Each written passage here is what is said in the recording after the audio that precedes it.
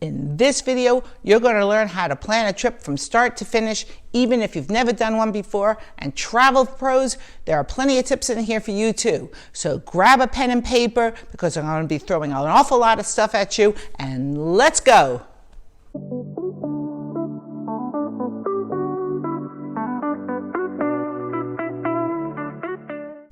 Now, I've prepared a worksheet to guide you through this video. You'll find it in the description below, along with any links that I've talked about in this video. And if you found this video useful and you've learned anything, please don't forget to hit that subscribe and like button. Now, if you never traveled abroad, you're going to need a passport. Now, if you've never owned a passport before, you're going to have to apply for it in person at a passport center, usually a post office.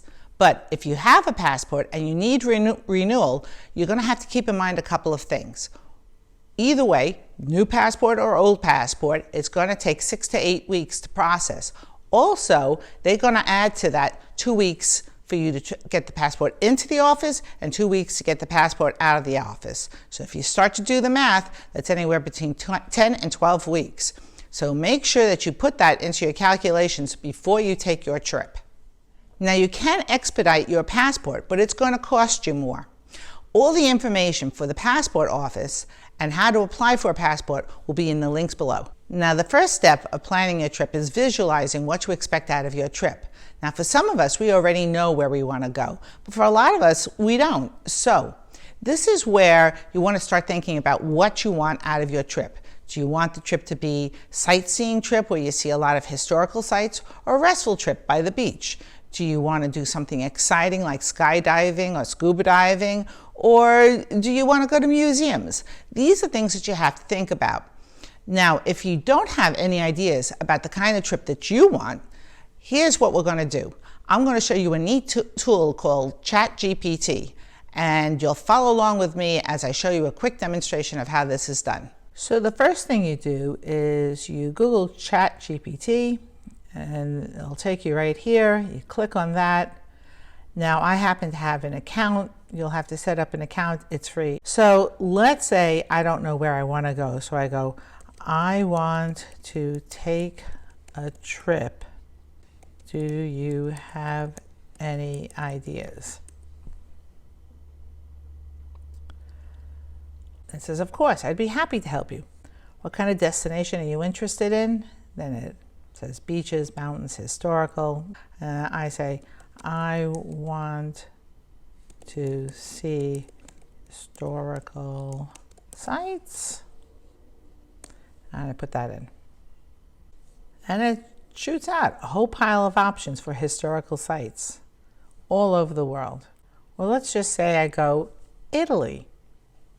And let's say I know how many days I want to go. I'd like to go to Italy for about 10 days, and let's say even have a budget, $5,000. Now it's spitting out an entire itinerary for me to go on.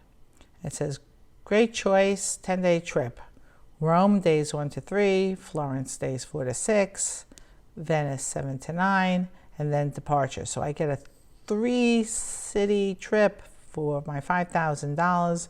Can you figure out a budget for me?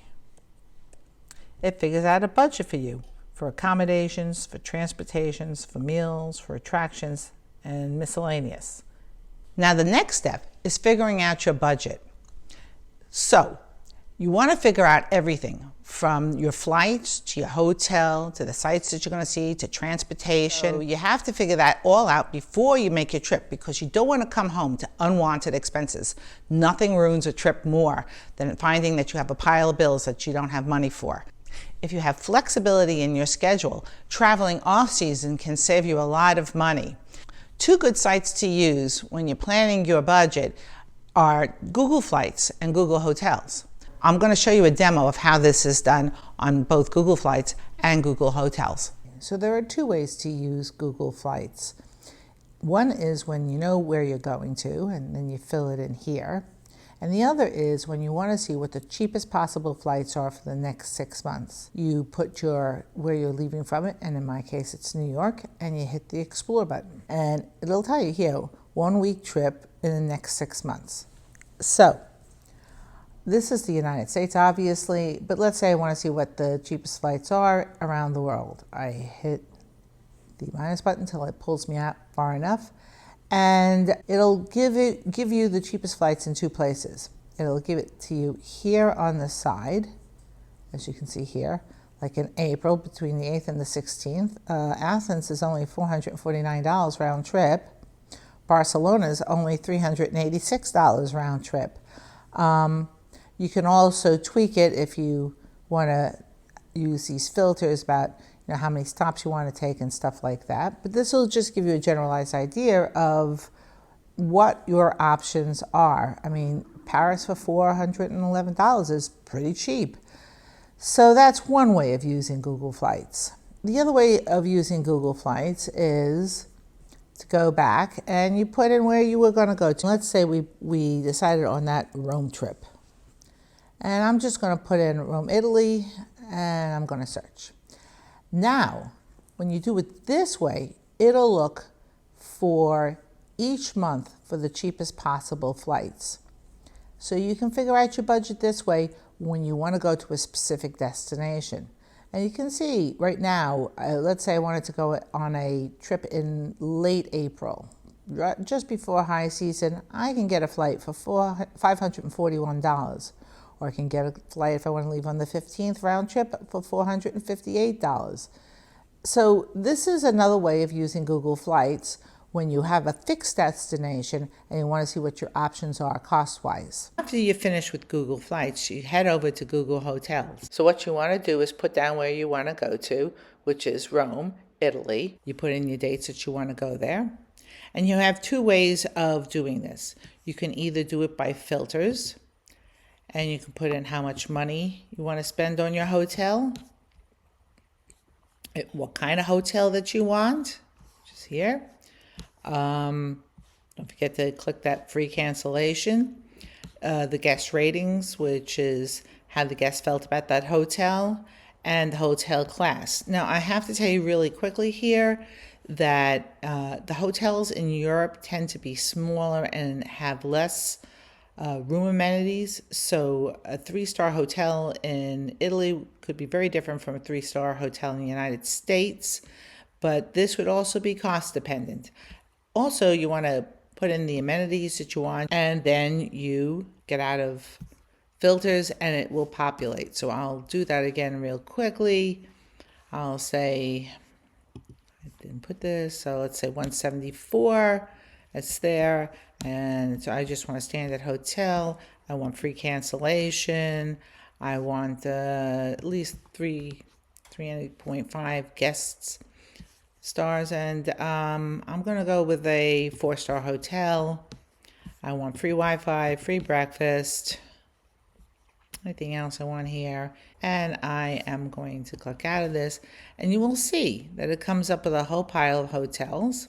And you click on your map and you make it bigger here, zoom in, and you see what hotels are close to your area. And then if you click on these, you'll get to see what the hotel looks like. The other way to do this, you keep Rome, Italy, and you just use the map. Let's say you want to be near the Pantheon or the Colosseum, and you can see price-wise what's nearby these things. And then you just click onto the hotel that you think you might want at the price point that you want, and you can see what it's like. So that's how you use Google Hotels. Now remember, Google Flights and Google Hotels will show you the cheapest possible flights and hotels that there are, but you have to do your own booking. Now that you've figured out your destination, you have to figure out your itinerary. Now, Chat GPT can be a great help here. Let me show you how to do this. Well, let's just say I go Italy. And let's say I know how many days I want to go. I'd like to go to Italy for about 10 days, and let's say even have a budget, $5,000. Now it's spitting out an entire itinerary for me to go on. It says Great choice, 10-day trip.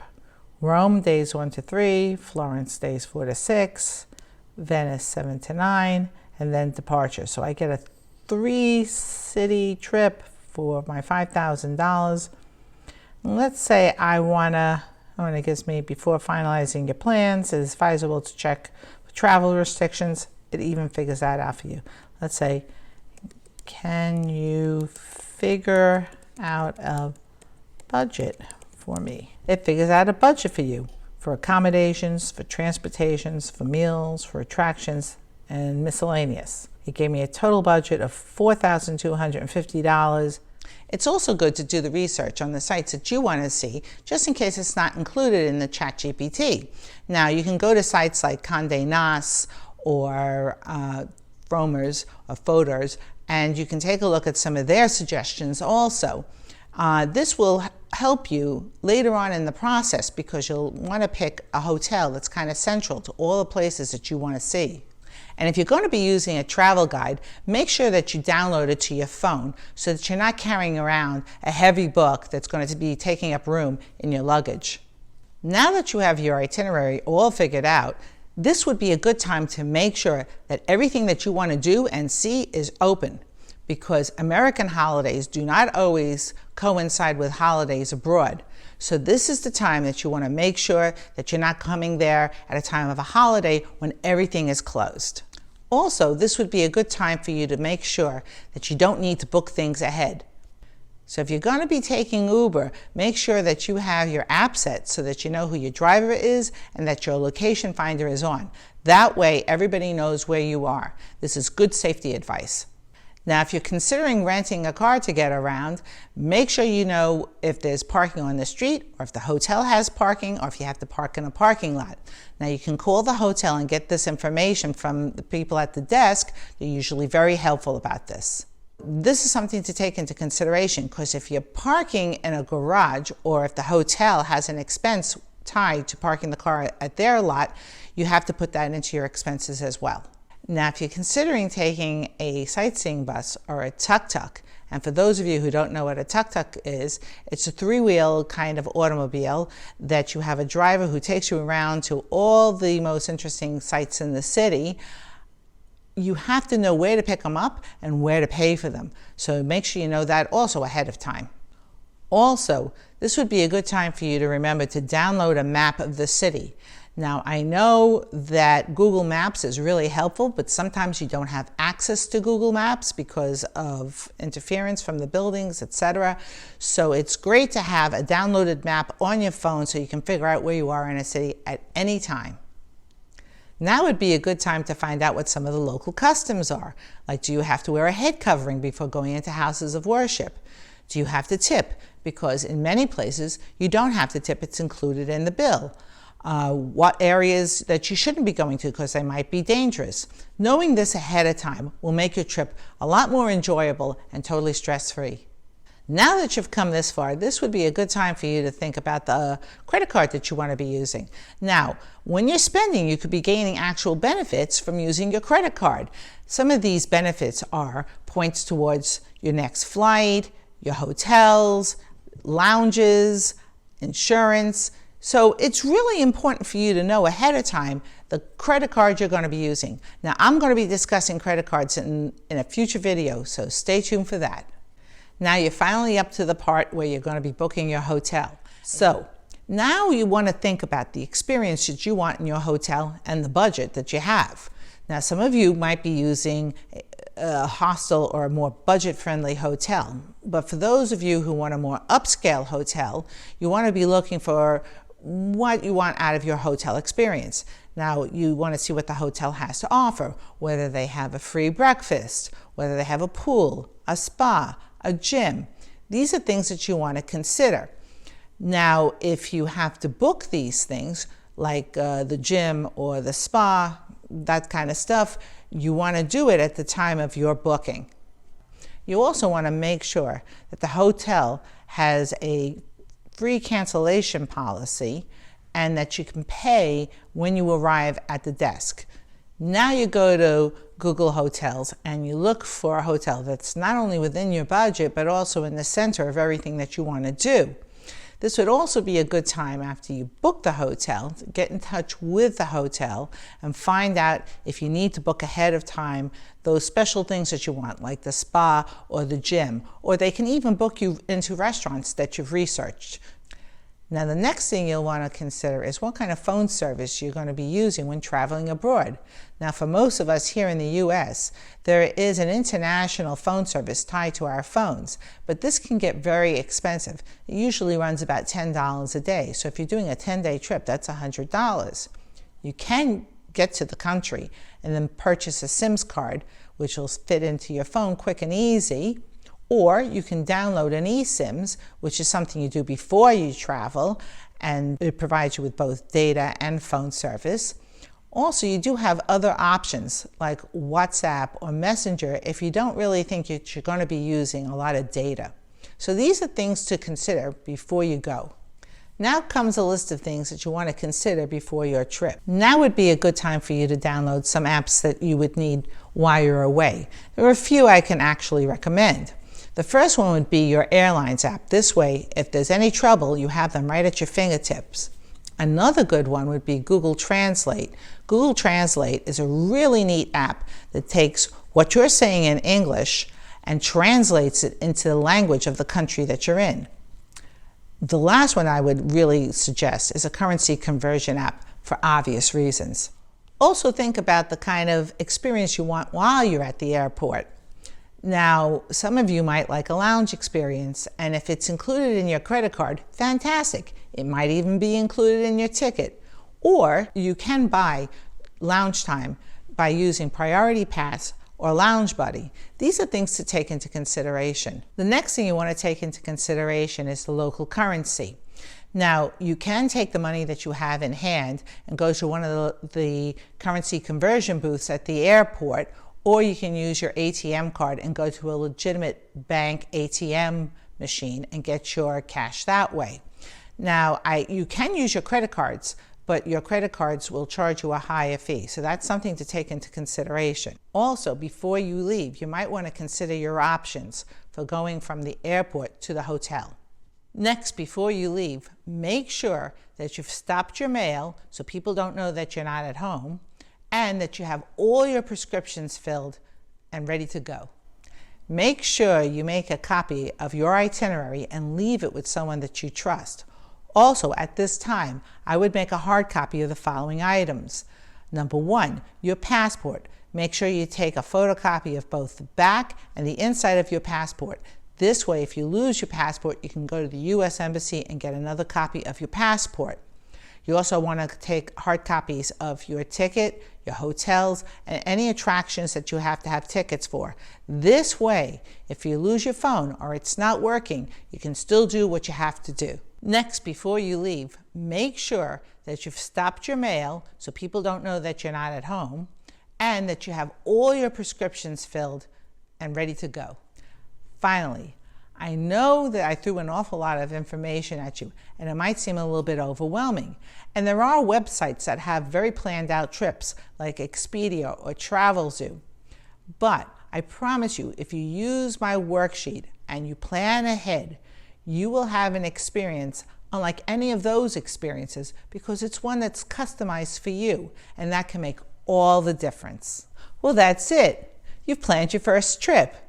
Now, I hope you found value in this video, and if you did, don't forget to hit the subscribe and like button below.